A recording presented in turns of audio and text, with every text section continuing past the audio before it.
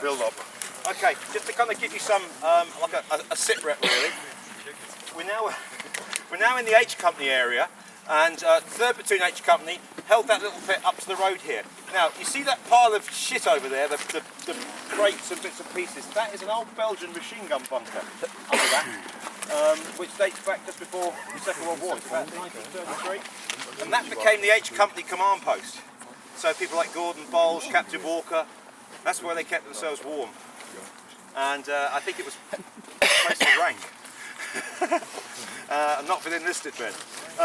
And so they dug around all over here. Now, just across the road, diagonally opposite, is a house owned by the Dumont family. And that was the observation post for H Company down into Foy. So they're all linked with cables all the way back through. The mortar line was just behind us, the 81mm mortars, all linked back through to the command post. Now, so that would have been the furthest exploitation at that point of the woodland. That is the edge of the, it's just beyond that. So that bunker sat just in the woods. And it went across down here, and the finger of woods kind of comes out from here and goes right the way over to the, where you see the land drop away. It went as far as that. So it was very, very close, overlooking Foy. All the OPs were in that piece of woods, and that was I Company's area from pretty much that side of the tree line onwards and down. And they linked in with 3rd Platoon G Company. So this is the kind of the state of the MLR as it was at that particular point. Now, during the attack on Foy on January the 13th... Ian, you can use the map here. I don't think it'll... It's probably too small, Erwin. Yeah, but it was wider in here. Yeah, okay. So looking at the map where we are. Okay, so the map, if you kind of look in, save me shouting. We're on the track here. You can see the bunker just over here. And the edge of the woods, as you can see, it steps along the bunker and goes out to this pronged finger of woodland. And so this was the entire I Company area, the entire H Company area, and the G Company area over there.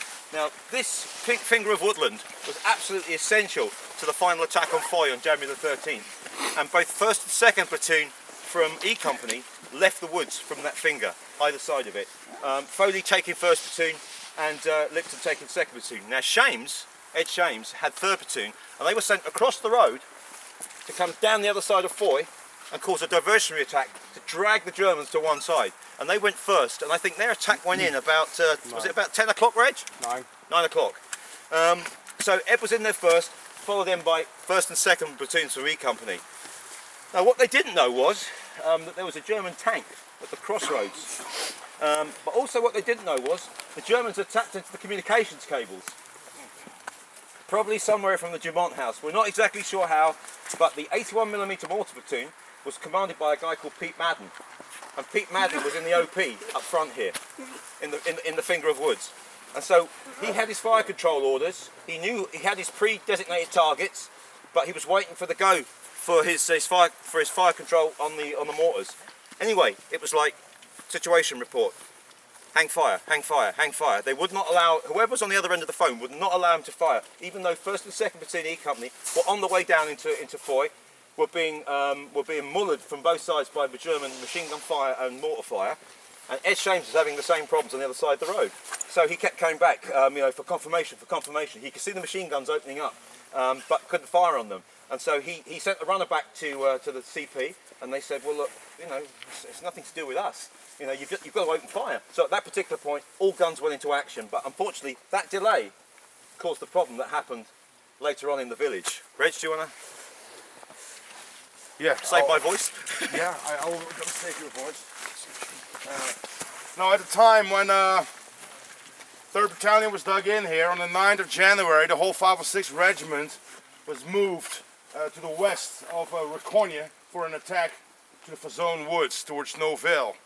So leaving these positions, these lines here were taken over by elements of the 401st Glider Infantry Regiment, who served as a battalion for the 327 Glidermen here in Bastogne. Now, what they were not informed of was the existence of that former listening post. The house down the road, owned by the Dumont family, was used by H Company guys as a listening post. So at night, the guys would go to that farmhouse to observe and overlook Foy and report anything they saw, and in the morning they would return to these lines and take over and reoccupy their positions. One of the guys doing that from H Company was Sergeant Chuck Richards. And Chuck Richards said, well, we went to that OP, the Dumont house, at one point, and that same night the Germans sent out a recon patrol, like a two-man patrol, from Foy up the road. Of course, when they came close to our observation post, we opened up on them. You know, killing one of the guys, and the other guys started running back towards Foy. Now, the following morning, we went outside to collect the dead German to see if we could find any useful information that he would be carrying on him. But he'd been lying there all night, stretched out like this, and his body completely froze. So when they rolled him over, and they dragged him to the house, they rolled him over, and then his stiff frozen arm came up like that. And that's where it stayed.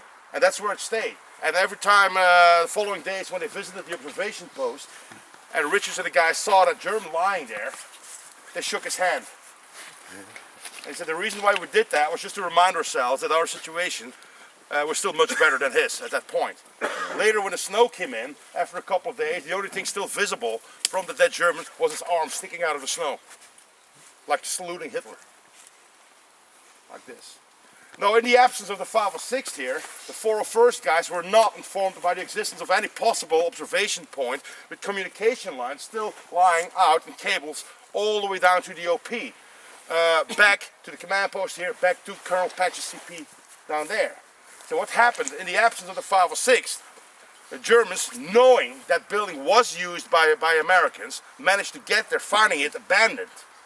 The lines open. For 2.5 days, let's listen and wait. Well, at that point, the Germans were very well aware of an upcoming attack because they've been tapping into the communication lines. Now, when the attack kicked off, the first phase of the attack on Foy would be Easy Company spearheading. Why Easy Company? Well, consider it going like this, okay? 3rd Battalion, round up. H Company, how many men?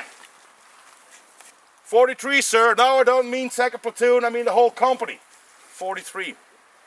That time, H Company already lost like 65% of their men here in Bastogne due to shell fragments, wounded, frostbite. All time. Okay, I Company, round up. How many men? 22, sir. Out of the 140 where they were when they got here. The problem was numbers. Their intelligence told them only the existence, about 25, 30 Germans in there, a few machine guns. So it would be an easy job to do. Just overrun them. Germans been listening. They reinforced Foy. They brought in reinforcements. They removed repositioned their machine guns strategically. They pulled in a tank with his gun pointing straight up the N30. They were ready for a possible attack. Okay, reinforcements we need right here. Called 2nd Battalion. They called up. Acting commander at that time was Captain Winters. He knew the guys from the platoon, from the company he'd been leading before. So he attached his Easy Company through 3rd Battalion for this attack. Their job, spearheading the attack. Phase 1.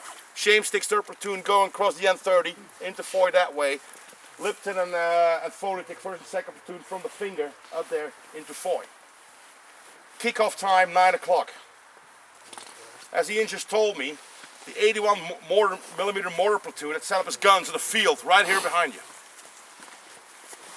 Their job was to lob the grenades onto the machine gun positions down there in Foy.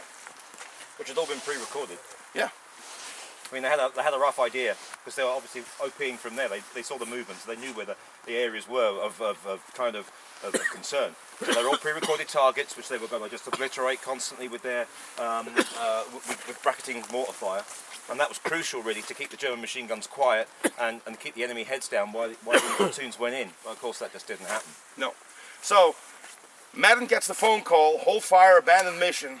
He asked for identification. No identification came back. He sent the runner to Colonel Patch. Said, hey, about the phone call. And Patch said, well, we didn't call you. Get your ass back and start firing these mortars. So they run back. Mortars opened up on Foy. Simultaneously, E Company on both sides totally pinned down by machine gun fire, by 88mm gunfire in no man's land. At that moment, Patch reported to Colonel Sink what happened. The Germans possibly been tapping into the lines. At that moment, Colonel Sink ordered a 48-hour radio silence, absolute radio silence. So all the radios here to the CP, to the MLR, back down there to E Company, back to head division, went dead. Drop, dead. And that's where the guys down there started to freak out. That's when Dyke started to freak out. What's going on? They didn't have a clue what was going on here. Why did the radios went dead? Where did the mortar support? Why didn't it come? Had no clue at all. No, phase 2 of the plan was about an hour after the initial attack would start to send I Company. Led by Gene Brown. Led by Captain Gene Brown. Who'd been taken command of I Company that time. Up the road, into Fort to take the center of the village.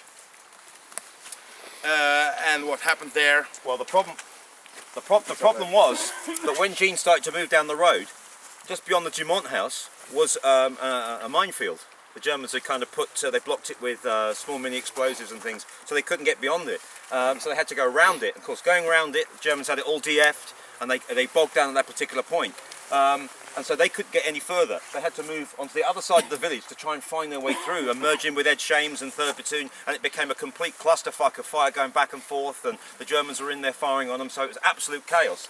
And the house that we'll see in a minute on the left-hand side of the road became the aid station at that point for Barney Ryan, who was following through with Gene Brown and his handful of men. Now, in those handful of men, it was split. I Company was split into two groups. One led by Harley Dingman, and the other led by Tinsley. And Dingman and Tinsley, they went through and lost complete control of what was going on in the village. And the aid station and the wounded that they were incurring were moved across the road into the aid station, and that's established at that particular point. And of course, they couldn't get any vehicles down there to get the wounded out because of the minefield, and so they were having to getting German prisoners to move the guys up to here so they could get them onto the vehicles to get them back and out of the battle area. To the aid station. Yep, and then to be triaged and then back to Bastogne.